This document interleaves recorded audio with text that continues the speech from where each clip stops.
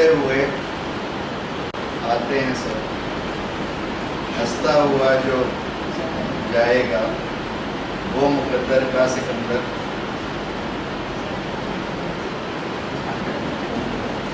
दोस्तों कह रहे हैं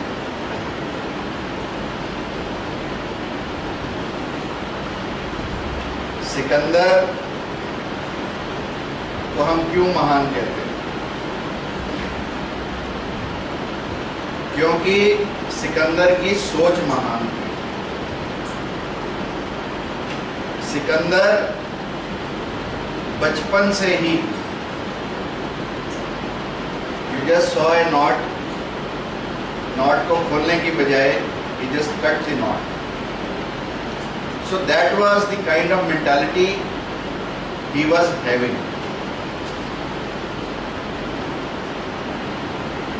हर चीज को झुकाने की इच्छा थी, हर चीज को काटने की इच्छा थी, हर चीज को मारने की इच्छा थी। और शुरू में तो ऐसा कहते हैं, जो अध्यापक उसे पढ़ाने आते थे उनका भी घोड़ा बनाकर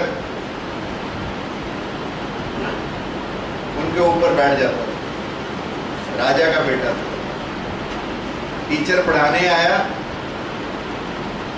और टीचर का घोड़ा बनाकर टिक टिक करके और दूसरों को मजाक उड़वाए कि देखो मैंने अपने गुरु का घोड़ा बनाया। तो गुरु ने कहा कि सिकंदर, तूने मुझे घोड़ा नहीं बनाया,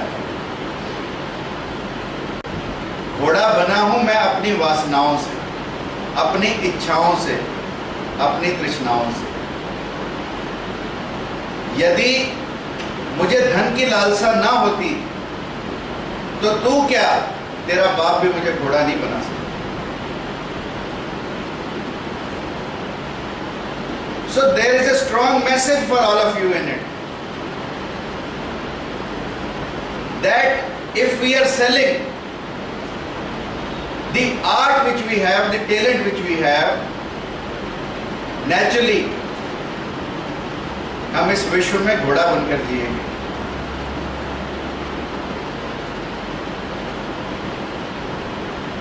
तो चॉइस इज आवर्स कि हम धन के गुलाम बनके किसी का घोड़ा बनना चाहते हैं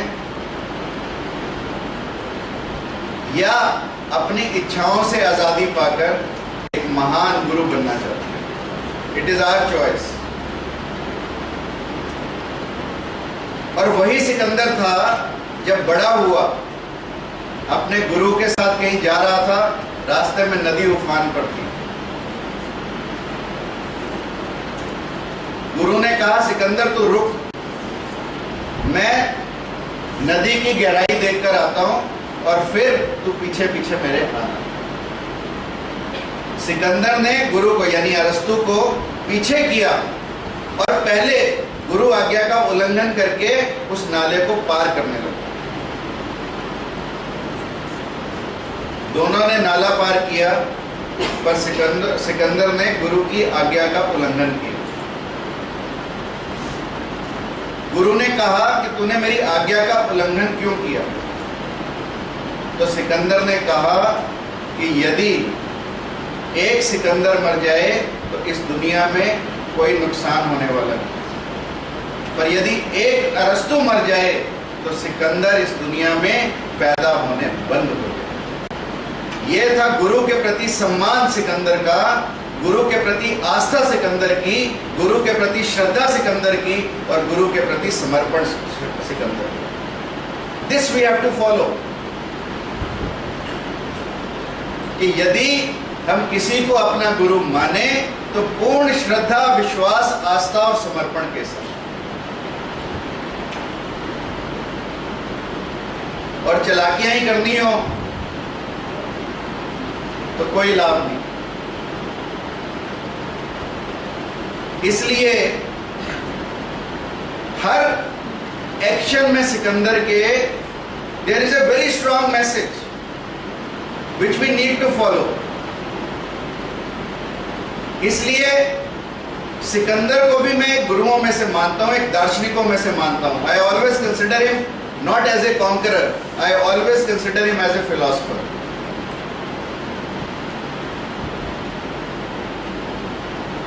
और सिकंदर में फिलॉसफी आई कहां से? सिकंदर में फिलॉसफी आई जब वो हिंदुस्तान की धरती पर उसने पांव रखने शुरू किए।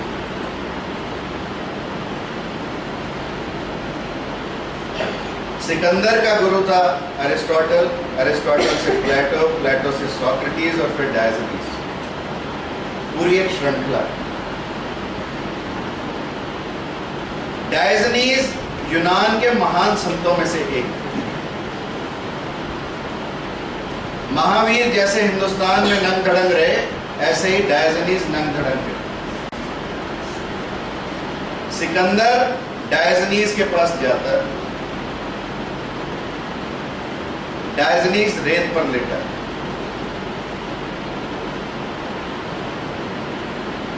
डायोजनीस ने कहा सिकंदर को, आ मेरे पुत्र लेट मेरे साथ।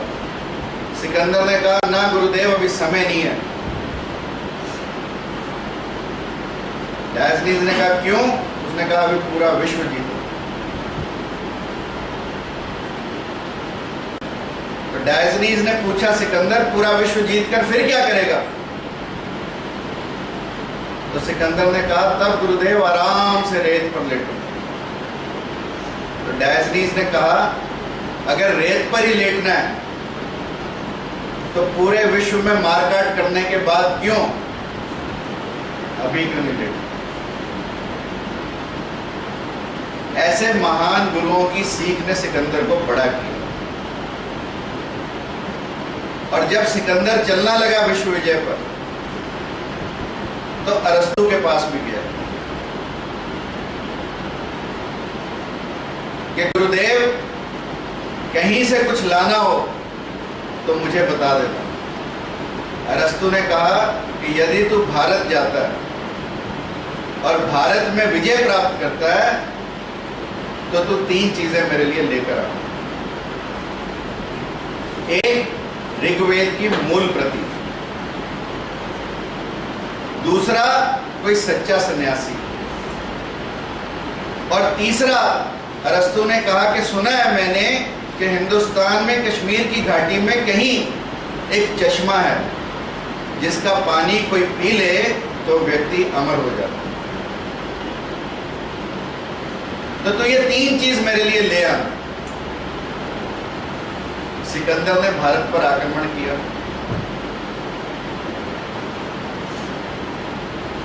और लौटते समय, बीच की कहानी फिर बताऊंगा, लौटते समय उसे याद आया कि गुरु ने 3 चीजें कही। भेज दिया अपने फौजी के सच्चा सन्यासी ढूंढ कर लाओ। कहीं सच्चा सन्यासी न। फिर किसी ने बताया कि फलाने पहाड़ की फलानी कंदराओं में फलानी गुफा में एक सन्यासी रहता। सिकंदर के सैनिक गए और उस सन्यासी को पकड़ लाए। सिकंदर ने कहा कि आप मेरे साथ चलो यूनान। सन्यासी ने कहा, मैं तो सन्यासी, जिसे तू ले जाएगा वो सन्यासी, जो तेरे साथ चल देगा वो सन्यासी। सिकंदर ने पहले तो लालच दिया, फिर डराया धमकाया, मौत का डर दिखाया। तो सन्यासी ने कहा कि जिसे तुम मारेगा भी वो भी सन्यासी। सिकंदर ने कहा, महाराज आपके तोल के बराबर हीरे जवाहरात दे दो। सन्यासी ने कहा, ठीक है, एक तराजू मंगा ली। तराजू मंगा ली गई। एक पलड़े में सन्यासी और एक पलड़े में सिकंदर के जीते हुए हीरे जवाहरात। सिकंदर हीरे जवाहरात डालता चला गया, परंतु सन्यासी का पलड़ा ऊपर नहीं। अंततः उस तराजू का कांटा टूटा, तराजू टूटकर नीचे गिर गया और सिकंदर का गर्भ भी टूट गया। सिकंदर की समझ में आ गया कि सच्चे सन्यासी को कोई लोभ लालच नहीं होता, सच्चा सन्यासी निर्लेप होता है, और सच्चे सन्यासी को यदि तू मार भी देगा तो उसके शरीर को मारेगा, उसकी आत्मा को नहीं मार सकता। That is how Sikandar became philosopher.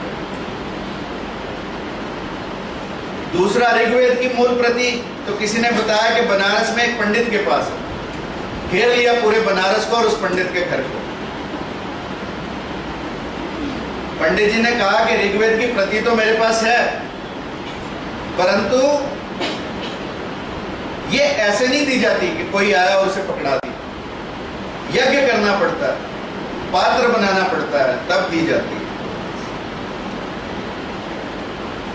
अब पंडित जी ने रात को यज्ञ शुरू किया, सामने यजमान के रूप में अपना बेटा बिठाया, ऋग्वेद पढ़ना शुरू किया, पढ़ते जाएं और एक एक पन्ने को यज्ञ में होम करते जाएं, आहुति देते जाएं पन्ने। सुबह तक उस पंडित जी के बेटे को पूरा ऋग्वेद याद, और सुबह अपने बेटे को उठाकर सिकंदर को कहा कि ले जा ऋग्वेद की मूल प्रति। ये था भारत का इतिहास, ये था भारत का गौरव, और ये था भारत का ज्ञान, जिसे ढूंढता हुआ सिकंदर यूनान से चलकर भारत आया। और जब सिकंदर अमरता का पानी, अमरता का चश्मा ढूंढते हुए कश्मीर में पहुंच गया, पता लग गया, और जैसे ही जल पीने लगा वहां एक कौवा बैठा। कौवा हंसने लगा। सिकंदर ने कहा क्या हुआ? उसने कहा कि मैंने भी सदियों पहले इस चश्मे की एक बूंद पी थी और आज तक यहीं बैठा। सिकंदर की समझ में आ गया कि लंबे जीवन का कोई लाभ नहीं है। जीवन भले ही छोटा हो, परंतु जीवन क्रांतिकारी हो, जीवन ज्ञानमय हो, जीवन बुद्धिमय हो, जीवन सेवामय हो, जीवन संस्कारमय हो। ऐसा जीवन भले ही छोटा हो, वो उस जीवन से लाख दर्जे अच्छा है। इसलिए चुनना हमें है कि हम 80 साल जीना चाहते हैं या 80 क्षण ऐसे जीना चाहते हैं जिसमें हम दुनिया को बदलें। तो ये सिकंदर इस तरह से बदलता चला गया। और कहते हैं सिकंदर ने एक कबीले पर आक्रमण किया, और इस कबीले पर आक्रमण करके जितना सिकंदर पछताया, पूरा जीवन कभी नहीं पछताया था। क्यों? जैसे ही अटैक किया वो ढोल नगाड़े लेके आ गए, बजाय इसके कि कोई तलवारें निकाल के आए आक्रमण करने, वो ढोल नगाड़े लेकर सिकंदर के स्वागत में खड़े हो। कहते हैं सिकंदर जीवन में इतना कभी नहीं घबराया जितना उस कबीले को देखकर घबराया। कि ये कैसा कबीला, जहां अटैक करो वहां लोग लड़ने आते हैं, ये कबीला स्वागत करने आया। सिकंदर को मालाएं डालकर स्वागत करके उनके कबीले के सरदार के यहां लाया, और सिकंदर के लिए रोटी परोसी गई। रोटी किस चीज की थी? रोटी सोने की। सब्जी किस चीज की थी? हीरे जवाहरात की। अब जब सिकंदर के सामने ऐसा भोजन लाया गया, सिकंदर फिर हैरान हो कि कंकड़ पत्थर कौन खाएगा? हीरे जवाहरात की कभी सब्जी बनती है, सोने की कभी रोटी खाई जाती है। तो उसने कबीले के सरदार से कहा कि सरदार ये कैसा मजाक है? तो सरदार ने कहा सिकंदर मजाक का है, हम तो ये सोचते थे कि तू इतनी दूर मार काट करता, लोगों से धन लूटता चला है, तो किस चीज के लिए? निश्चित रूप से तू गेहूं की रोटी और दाल सब्जी खाने के लिए यदि तू खाता होता तो इतनी लूट नहीं मचाता। इतनी लूट मचाने का कारण कि तू कुछ विशेष तरह की रोटी और सब्जी खाता है, इसलिए हमने तो तेरे स्वागत में ये रोटी और सब्जी बनाई। फिर उस कबीले के सरदार ने आगे पूछा कि सिकंदर तेरे यहाँ सूर्य निकलता है? सिकंदर ने कहा क्यों नहीं निकलता? सिकंदर तेरे देश में चंद्रमा अपनी शीतलता फैलाता है? सिकंदर ने कहा क्यों नहीं? फिर कबीले के सरदार ने पूछा, सिकंदर तेरे देश में पशु पक्षी होते हैं? सिकंदर ने कहा, हाँ क्यों नहीं। तो कबीले के सरदार ने कहा, हे परमात्मा, समझ गया मैं, निश्चित तौर पर चंद्रमा अपनी शीतलता और सूर्य अपनी रोशनी उन पशु पक्षियों के लिए देता होगा, तेरे जैसे आक्रामककारी के लिए नहीं। सिकंदर को गहरा झटका लगा। सिकंदर अपना मन बना लिया कि तू वापस जा। राजा पोरस की लड़ाई भी सिकंदर की आप सब जानते हो। पोरस क्यों हारा ये जानते हैं आप लोग? पोरस सिकंदर को लगभग हरा चुका था, और जैसे ही पोरस ने सिकंदर को मारने के लिए तलवार उठाई, उसे एक रक्षा सूत्र दिखाई दिया जो सिकंदर की बीवी ने पोरस के लिए भेजा था। यह है रक्षाबंधन का इतिहास। जैसे ही उस रक्षा सूत्र को पोरस ने देखा, सिकंदर को छोड़ दिया, और तब सिकंदर ने पोरस को बंदी बनाया। यानी एक हिंदू राजा ने हिंदू धर्म, हिंदू संस्कृति और हिंदू मान्यताओं को अपनी जीत से ज्यादा सम्मान दिया और छोड़ दिया सिकंदर। और सिकंदर ने जब बंदी बनाया पोरस को, पूछा पोरस से, बता पोरस तेरे साथ कैसा सलूक किया? तो पोरस ने कहा कि एक राजा जैसा दूसरे राजा के साथ। ये तो पोरस ने कहा। और एक और कबीला था जिस पर सिकंदर ने अटैक किया, और उस कबीले के सरदार को बंदी बनाया, और सिकंदर ने पूछा, बता सरदार तेरे साथ कैसा सलूक किया जाए? तो सरदार ने कहा कि जैसा एक लुटेरा दूसरे लुटेरे के साथ करे। सिकंदर बड़ा हैरान हुआ कि तू लुटेरा किस बात का? निश्चित रूप पर सिकंदर लुटेरे से एक दार्शनिक में तब्दील हुआ, तो हिंदुस्तान में हुई अनेकों अनेक घटनाओं के साथ। कहते हैं एक सन्यासी मिला सिकंदर से, और सिकंदर से पूछा कि सिकंदर, मान ले तू पंजाब के बाद रेगिस्तान जाएगा कि तू रेगिस्तान में जा रहा हो, तेरे सब सैनिक मर चुके हो, और रेगिस्तान में तुझे प्यास लगे, आसपास कहीं पानी का स्रोत ना हो, और मैं एक लोटा पानी लेकर वहां पर आ जाऊं, तो तू मुझे उसके बशर्ते क्या दे देगा? इन average of that what will you give? Sikandar ने कहा कि यदि ऐसी सिचुएशन कोई पैदा हो जाए, मैं प्यासा मर रहा हूं, प्राण मेरे सिर्फ पानी की वजह से अटके हों, तो मैं आधा राज्य उस पानी के लिए दे दूं। तो उस सन्यासी ने कहा कि यदि मैं फिर भी तुझे ना दूं? तो सिकंदर ने कहा, यदि ऐसी कोई बात आ जाए तो मैं पूरा राज्य अपना एक लोटे पानी के लिए दे दूं। तो उस सन्यासी ने कहा कि जब तेरे इस पूरे राज्य की कीमत एक लोटा पानी है, तो काहे तू मार काट करता है? सिकंदर की समझ में,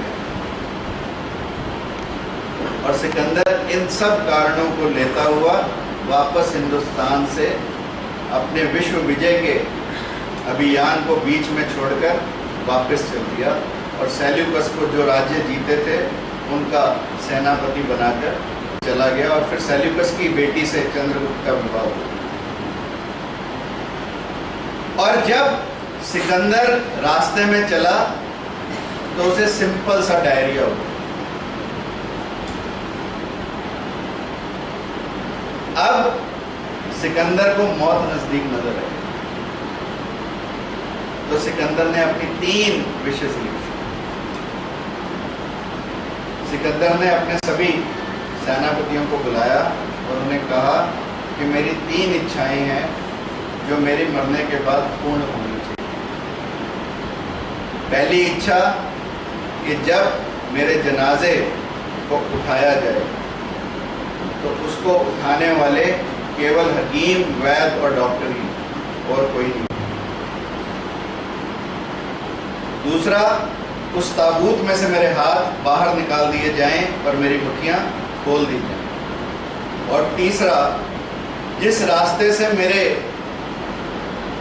जनाजे को लेकर जाया जाए, उस रास्ते में जितने हीरे जवाहरात मैंने जीते हैं सब बिछा दिए जाए। सेनापति बड़े हैरान कि ये 3 इच्छाएं क्यों? तो सिकंदर ने कहा कि वैद्य, हकीम और डॉक्टर तो मेरा जनाजा इसलिए उठाएं कि दुनिया देख ले कि जब मौत आती है तो बड़े से बड़े डॉक्टर, बड़े से बड़े हकीम किसी को बचा नहीं सकते। जब मौत आएगी, जब परमात्मा तुम्हारे सांस खत्म करता है, तो बड़े से बड़े हकीम भी तुम्हें बचा नहीं सकते। लुकमान सबसे बड़ा हकीम गिना जाता है। जैसे धन्वंतरी, चरक का स्थान हमारे यहाँ है, लुकमान का भी स्थान। कहते हैं जड़ी बूटियां स्वयं बताती थी हमारे गुण क्या है। लुकमान का बेटा दस्तों से पीड़ित था, कई दिनों से पीड़ित था, और लुकमान की पत्नी ने कहा तुम कैसे वैद्य हो? अपने बच्चे को तो ठीक नहीं कर सकते, दुनिया को क्या ठीक करोगे? तो लुकमान ने एक जड़ी निकाली और पूरे वेग की नदी में उस जड़ी को डाल दिया। कहते हैं नदी का वेग रुक गया। तो लुकमान ने कहा कि जड़ी तो मेरे पास ऐसी ऐसी हैं, तेरे बेटे के दस्त के वेग को क्या, नदी के वेग को रोक दें, परंतु परमात्मा ने इसकी लिखी है, इसलिए इसे कोई नहीं बचा सकता। तो सिकंदर ये मैसेज देना चाहता था दुनिया को कि जब मौत आए तो सराहने कितने ही डॉक्टर, वैद्य, हकीम खड़े हो, कोई बचा नहीं सकता दुनिया। दूसरा, जब दुनिया से जाऊं तो दुनिया देख ले कि खाली हाथ आया था सिकंदर, और पूरी दुनिया को जीतने के बाद भी खाली जा। बाबा नानक ने कहा था किसी कंजूस व्यापारी को, वो उन्हें हीरे जवाहरात देने लगा, तो उन्होंने कहा कि नहीं, तू ये सब तो रहने दे, मेरी एक सुई रख ले। तो उसने कहा बाबा नानक ये सुई किस लिए? कहते जब हम परलोक में मिलेंगे तो तू मेरी ये सुई वापस कर दे। उसने कहा महाराज मैं सुई वहां कैसे ले जाऊंगा? तो उन्होंने कहा ये जो सारा धन दौलत लेके बैठे ये भी कहाँ ले जाएगा भाई, ये भी यहीं रह जाएगा। तो सिकंदर ने भी यही संदेश दिया कि इस दुनिया में तुम खाली हाथ आए हो, खाली हाथ जाना है, परंतु मैं कहता हूं कि खाली हाथ ना कोई आया ना कोई जाएगा। जाएगा आदमी, खाली हाथ भले ही आ जाए, पर जाएगा तो उसके साथ जाएंगे उसके अच्छे और बुरे संस्कार। इसलिए जितने अच्छे काम व्यक्ति अपने जीवन में करे वो कर ले, क्योंकि जीवन is made up of only time, life is made up of time, of nothing else. And if we'll waste our time in ideal gossip, in ideal talks, in ideal discussions, it is not going to take you anywhere. मुझे गाली देने में, संस्था को गाली देने में, अपने प्रिंसिपल को गाली देने में, अपने कोलीग्स को गाली देने में समय बिताने से कोई लाभ नहीं है।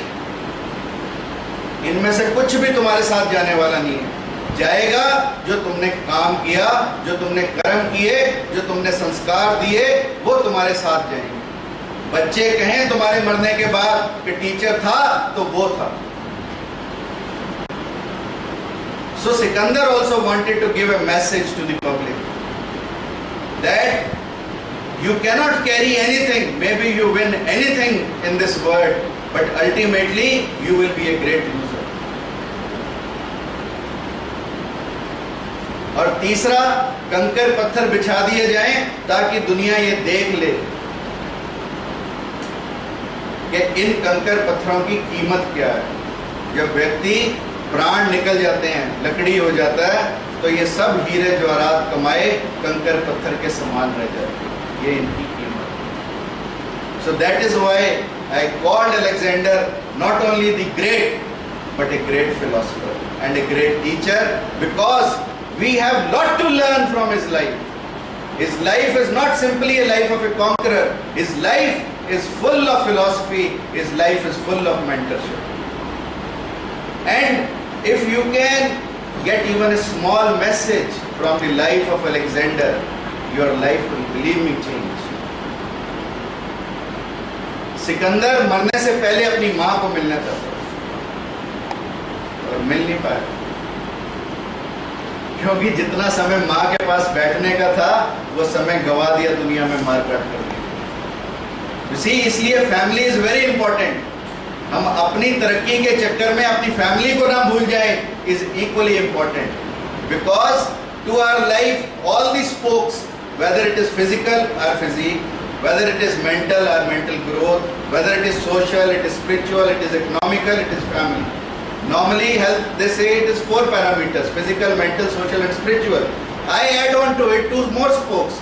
One is economic and 6th is family. You see, whenever you are growing, you leave back your family for economic growth. You leave back your physique for economic growth. You leave back your mentality for economic growth. You leave back your society for economic growth. So we are growing in a lopsided direction, which is very dangerous to the society. आज कोई सांझा चूल्हा, सांझा तंदूर, सांझे हुक्के देखने को नहीं मिलते। क्यों? We are losing our family fast, and that is the cause of so many problems in India, because we are losing the family structure. The strength of India was in its families. That is why people like Alexander also couldn't conquer India, because India lived in its family, India lives in its culture, India lived in its religion. And if we continue to do that, nobody can tame us. और जब सिकंदर अपनी माँ को छोड़कर दुनिया को जीतता रहा और मरने का समय आया, अपनी माँ से मिलना चाहता था, उसने लाख कोशिश की, लाख दुहाई दी अपने डॉक्टर्स को कि मुझे थोड़ा सा 2 दिन मेरी जिंदगी के बढ़ा दो, अपनी माँ को मिल लो, पर मिल नहीं पाया। बिना माँ के दर्शन किए सिकंदर इस दुनिया से जाता रहा। और सिकंदर को जब कब्रिस्तान ले जाया गया तो उसकी माँ को खबर दी गई कि सिकंदर मर गया, तो माँ कब्रिस्तान में। तब एक शायर ने लिखा, रोवे माँ सिकंदर दी, कर दे मत करके मत्था टेढ़े नू, कब्रां दे विच करे स्यापा, आखे रोड़ गया रब बेड़े नू। मतलब रब ने हमारा बेड़ा ही पार कर दिया। अर्शों मतलब ऊपर से एक आवाज सी आई, छड़ दे झगड़े चेड़े नू, इत्थे कई सिकंदर आए, तू रोंदी केड़े केड़े नू, इत्थे कई सिकंदर आए, तू रोंदी केड़े केड़े।